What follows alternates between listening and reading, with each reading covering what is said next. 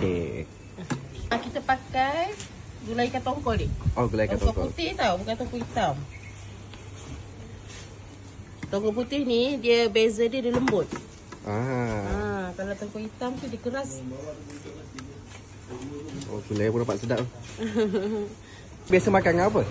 Kita ada rendang ayam, kita ada rendang daging. Oh, kalau campur boleh? Boleh? Campur boleh Boleh. Awak cakap je nak apa akak boleh buat kan? Ish.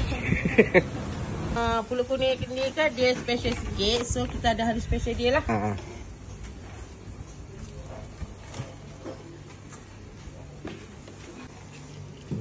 Ni rendang daging. Okey.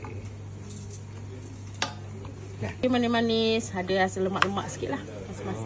Dia tak adalah manis macam dia macam ni makan dia. Okay. Dia mix dengan kelapa. Kelapa Okey.